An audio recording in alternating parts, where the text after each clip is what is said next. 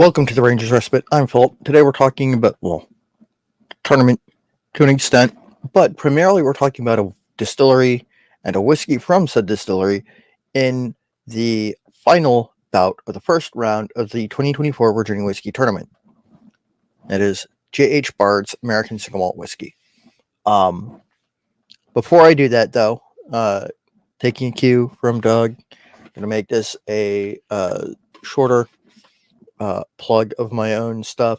If you like what you see, what I do on the show, please feel free to visit our Etsy shop. There's a link in the description down below. We sell handmade pens made by me, as well as bowls. Purchases of these items go to support the Single Malt Frontier and the Rangers Respite. And back to J.H. Bards, one of the newer distilleries in the Commonwealth of Virginia, founded in 2020, just 4 short years ago. Already, really putting their best foot forward, marketing both bourbon and rye, and the focus of the Single Malt Frontier, American Single Malt Whiskey. It is relatively young. I have batch 22K92M, which is, of course, 100% malted barley. You know what makes American Single Malt by now. If you don't, single distillery, 100% malted barley, distilled to no more than 160 degrees proof, barreled at no more than 125 degrees proof, with fairly open cooperage options.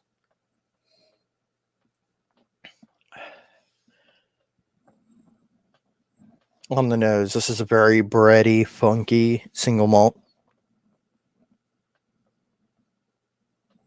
There isn't a whole lot of oak influence. I think that it is still quite young.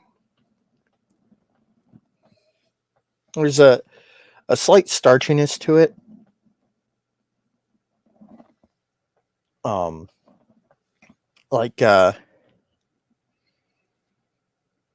It's hard to describe, but there's like almost a potatoey note, if that makes sense.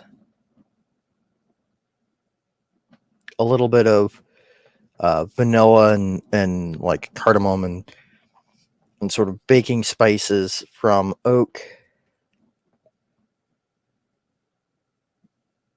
And again, a really deep, rich, bready core.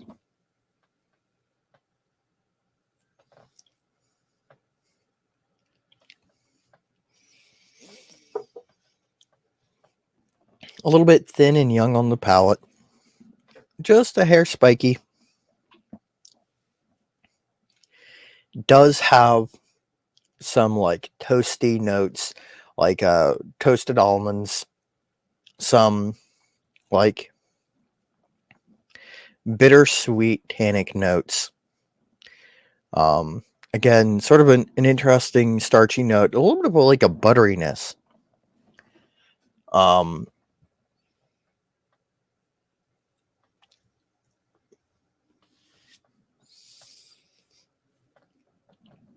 And some like cut vegetation. The finish is relatively short.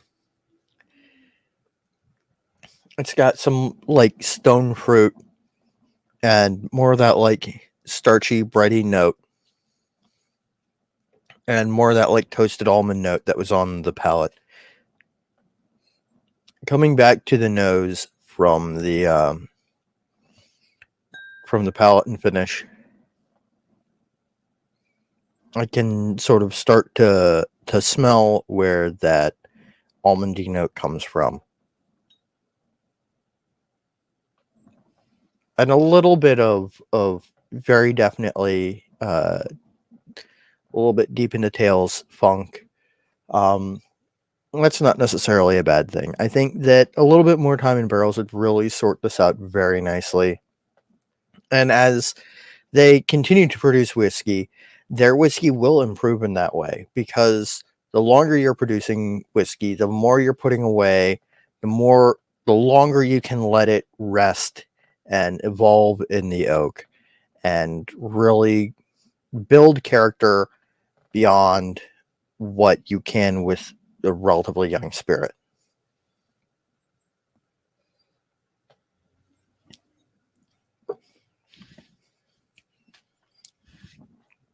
All right.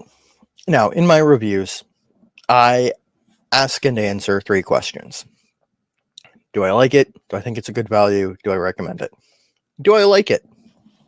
Yeah. I have to admit that it's not my favorite American single malt whiskey. But it does have its merit. It is a really interesting dram. And being interesting is one of the best things that a whiskey can do to sort of keep a person's attention. It is very definitely a little bit young, and that detracts a little bit from it, but not too much. Do I think it's a good value? At $54.99, it is at a relatively low price point for an American single malt whiskey, particularly from such a relatively small craft brand. And I think that matters. Yes, you can get less expensive American single malt whiskey. You can even get slightly less expensive Virginia single malt whiskey from the Virginia Distillery Company and a competitively priced product from Copper Fox. But I think it's fairly priced. I think it's a good value, and I think that it is a pretty good representation of what they're capable of and where they are in product development at this point in time. Do I recommend it? Yeah, actually I do. As unpolished as this gem is, it is still a good look at where your single malt whiskey sort of starts out.